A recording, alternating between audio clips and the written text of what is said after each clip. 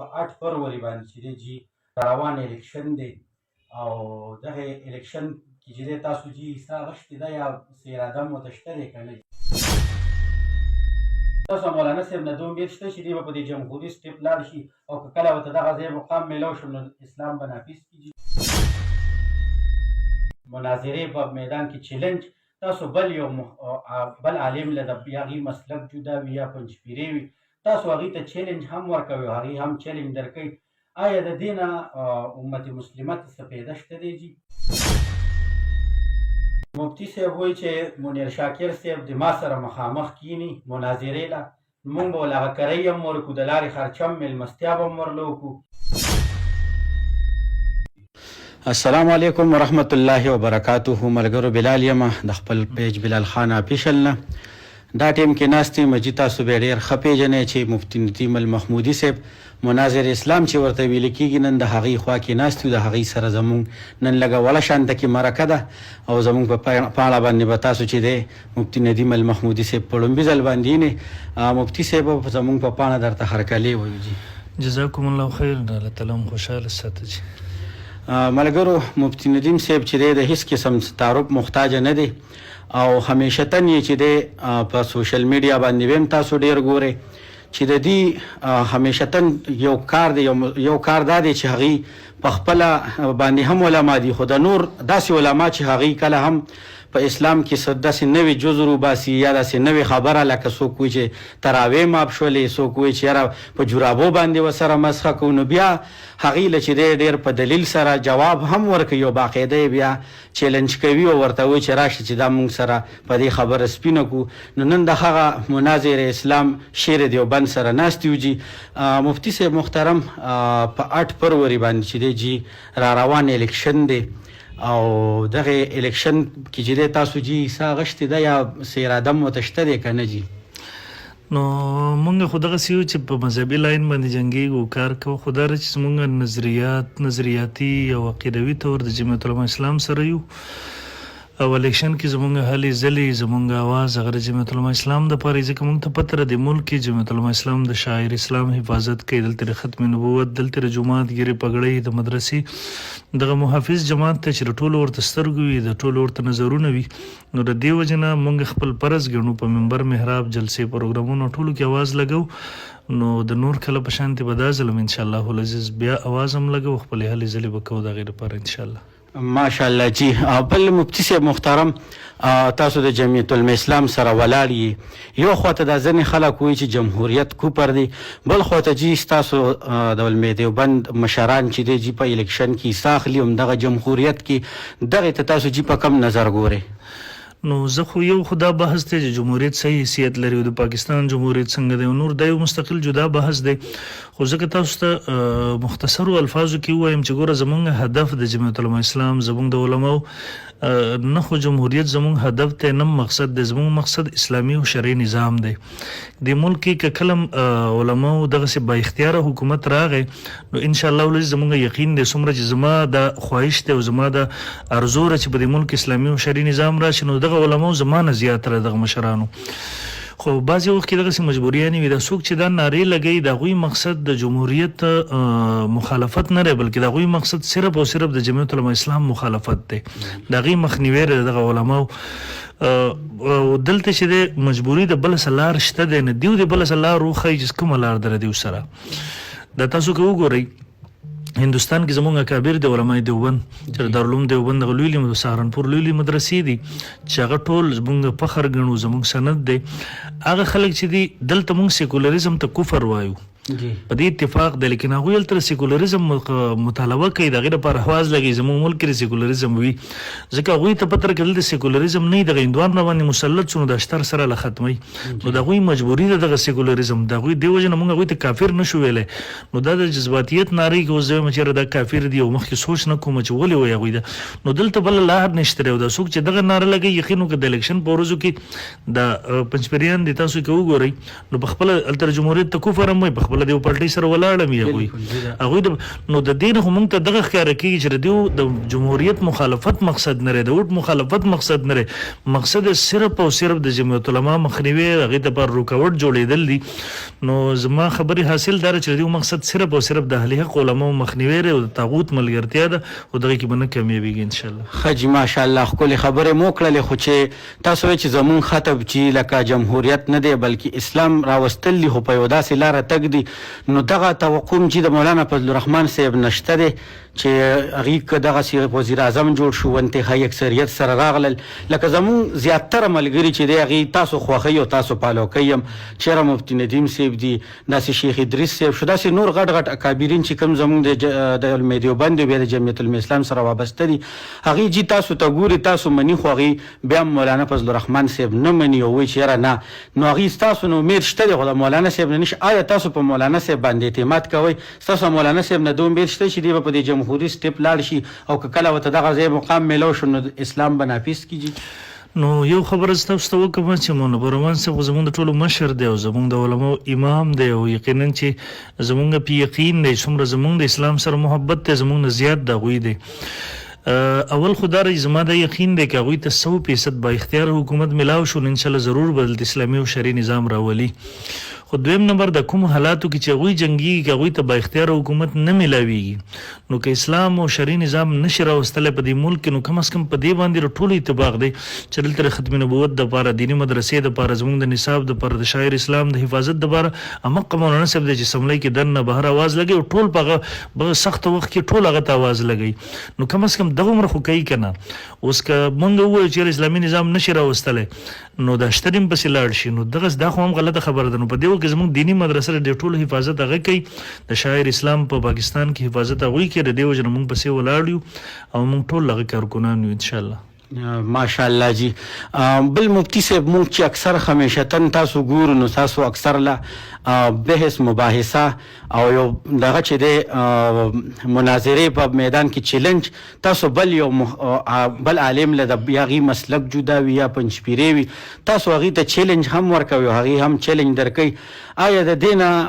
امت مسلمه ته سپیده شته دی جی نو زه تاسو ته یو خبر وکم اول نمبر خبره خدا ده چې مناظره چې وي کله یو بیمار وي مریض وي کنه په دوايي سره دغه علاج ممکن وي هغه وش او چې کله مجبوري شي بیا اپریشن ته خلک مخکې غاړه کیږي د اپریشن کې دغه چې زمونږ کاری زمونږ دعوت تبلیغ نور جماعتونه شته غوي کار کوي خو چې کله دی رکاوټ جوړ زمونږ مناظره کله تر اوسه پورې دغه سینه ده شو چې مونږ چا په کور ته دل زمونږ سره مناظره وکړي یو چاته پیښه شي زمونږ علما او ته هغه ته مجبوري شي بیا مونږ پسې راځي تاسو ته مثال وایم د ټانک کې زمونږ د بریلیانو سره دوه مناظره شوې دي التر جمعیت العلماء اسلام ناظم انتخاب او د په ما پسې راغی ول مجبوری د لیکل شوی د علماء دوړ طرف نه کړی دي چې مناظره وکاو کم طریق عالم رانغه مناظره ته یا مناظره او بیللنو به مسلک پری دي مسلک نه پری د علاقه به پری ما ته تخص مشکل له مونږ ورغلو د بل علاقه کې یو مولوی صاحب درسلور سو طالبان د مدرسې کې دیو ته مسله جوړو د بریلان ورته علماء دیوبند کافر دي نو دیو د پر دغه سره رکاوټ مونږ پسې راغله مونږ دغه حالاتو کې ورسو مناظره ته نو یو خبره خدای د مجبورۍ په صورت کې مونږ ورزو دویم دا چې مناظرو فائدہ ډېر شته دی الحمدلله مخکې به زمونږ اوس دا خو تاسو منئ چې اختلاف شته دی قوم کې دنیا پیغام د رسول الله صلی الله علیه وسلم پیشنګویم دا مخکې امتونو کې دوه ډلې جوړ شوې زمو امت کې بدرې وی جوړېږي ټول جهنمی رسي واره وینه نو دلته د اختلاف شته د رسول الله صلی الله علیه وسلم پیشنګوی تر قیامت به وي اوس د اختلاف د ختمولو عوامو کې د اتفاق د اختلاف د جګړې ختمولو لپاره یو صورت دار چې مونږ عوامو ته وي خپلو کې حل کوي نو غوي خپلو کې حل کوي بیا به سډانګې رالي به یو بل پر ټوپکو ولي تومنچو به ولي دغه نه دویم صورت دار چې مونږ غوي ته دعوت ورکړو خپل علما راولي علما به علماو کې سره کینی د دینی مسلې په علمي دلایل سره حل کی نو دا دویم صورت چې دغه د دینم دی په دې کې اجر هم دی په دې کې ثواب هم دی او دغه قوم د خانه جنگین د بچکول هم دی نو زموږ صورت هم دغه اول به زموږ د ملک به تاسو کتل د کې پکې کې ډیر لانجې به لس 12 کال دي کې مونږ مهنت وکړو الحمدلله هغه لانجې ختم خو نه شوې خو 85% ختم شوی دي د نوري باقی شته دي نو موږ خپل جدوجہد جاری ساتو ان شاء الله نور نتیجه په الله تعالی پرېږدو جزاکم الله جی بل چې د مفتی شاکر منیر صاحب دی جی اغي چې د نوجوان نسل اوس زیاتره هغه خوخي او هغه خلک یې خوښي چې هغه داسې لږ سیکولر کم نوجوانان دي هغې خوښي هغې وایي چېرې تېر رمضان کې چې دی خلکو چې تراویح پرېښودلې وایي چې مونږ ته بس مفتي صاحب ویلي دي چې تراویح مه کوئ نو په دې باندې جي دا نوجوان هم ګناهګار دی که نه صرف دا منیر شاکر صاحب ګناهګار دی جي نو دغه څه ده چې مفتي منیر شاکر صاحب مخکې خو صرف منکر حدیث اوس د الحاد حد ته هغه رسېدلی ملحد دی تاسو به کتلي دغه مخې ته قرآن پروت دی او د قرآن نه انکار کوي د قبر د ژوند زندګۍ عذاب او ثواب نه انکار کوي هغه وایي دا څیزونه نشته دی د مونځ د اهمیت نه هغه انکار کوي د دعا نه هغه انکار کوي خو شاعر اسلام مکمل متواتراتو نه منکر دی اول ځای کلمه طیبې نه انکار وکړو کلمه طیبې یادولی چې دی پسې د لا اله الا الله پسې چې دی محمد رسول الله نشته دی او د ویلو چې په قرآن کې دواړه په یو ځای نشته دی وجه نه دا غلط دي او د شیعاګانو د کلمې سره تشبیه ورکړې وه نو د بیا کلمې شهادت ویله ما ورته دقه پوره په قرآن کې وښیي زما په کلیپ راغلی شاید تاسو د نظر نه تېر شوی وي او مونږ په اجماع سره او په حدیثو کې ورته دغه ښودلو متواتراتو کې الحمدلله خو د هومره ده چې یو خو د په خپله باندې خو یو کفر طرف ته روان دی خو هغه نوجوانان هم په دغه کې ګناهګار دي ځکه هغوی په دې ملک کې ګوري چې اهل حق علما چې د چا ګیرې سپینې شوې په دې لاین کې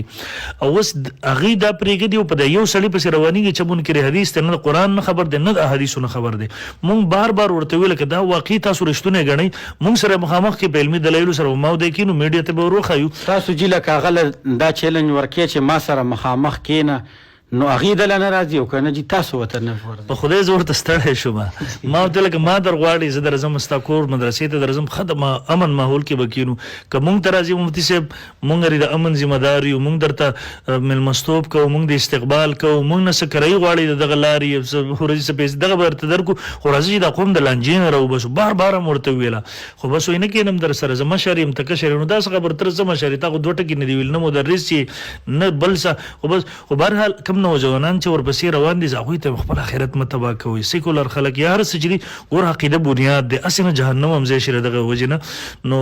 دغه تاسو دومره لوی علما مشایخ دومره لوی خلک پرېږدئ مونږ کشران چلو مونږ ورته وایو راځه د دلایلو په دنیا کې مونږ سره کښېنه هغې ته هم نه راځي نو زه خو درته درخواست کوم چې ځان ورنه وساتئ که رښتونی ګڼئ مونږ سره مخامخ کښېنوئ او که دغه نه شئ کولی نو بیا ځان ورنه وساتئ مفتي صاحب وایي چې منیر شاکر صاحب د ما سره مخامخ کینی مناظرې له نو مونږ به ول هغه کرۍ هم ورکړو د لارې خرچه هم میلمستیا به هم ورله وکړو خو که دوی مونږ سره په دې خبرو باندې مخامخ کینو نو هغه نوجوانانو ته یې میسج دا هم ورکړه چې دې کې تاسو هم ګناهګار یې ځان له آخرت مه تباه کوئ بل خوا مفتي صاحب محترم یو خیري سوال درنه بل دا کوم چې جمع دی او دا جورابي چې دی تقریبا 200 سال کېږي چې دی دا راوتی دي دا وابیان چې دلته کې دی بل ورځ یو مولا چې دی قرآن لاس کې نیولی دی او قرآن یې وخوړه چې نبی علیه السلام وایي په جورابو باندې مسه کړې وه او دلته کې چې دی د دې جورابو 200 کاله کېږي د دې نه زویي په جورابې په هغې کړې هغې باره کې جي نوجوان له څه میسج ورکول غواړي او هغه وهابي مولا له څه ویل غواړي جي نو بل ورځ په دې موضوع باندې بلال صاحب ما کلیپ هم کړی و په داسې زموږ پیجونو باندې په د سوشل میډیا باندې شته دی اول خو دا جورابې څنګه چې تاسو ویله نو 200-300 کاله مخکې د دې وجود د سره وونه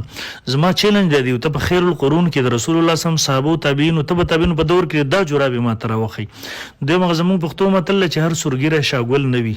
د جورابو لفظ کې چېرته حدیثو کې راشي نو د هغې نه دا جورابې نه وي مراد هلته په خپله په روایاتو کې سره ما اوس خپل کلیپ کې هغه روایت پیش کړی یو تابعي فرمایي انس رضی الله عنه ما وکتل هغه په خپو باندې جورابې وي د هغې لاندې طرف ته چې چمړه لګېدلې وه پاس طرف په هغې باندې ریخم و نو هغه جورابې مراد دي دا جورابې سره د ثبوت نه و په هغه وخت کې او بیا هغې باندې ما پوره تفصیل کړی دی نو د خپو وینځل دا د خپو اوداسه کې د خپو وظیفه ده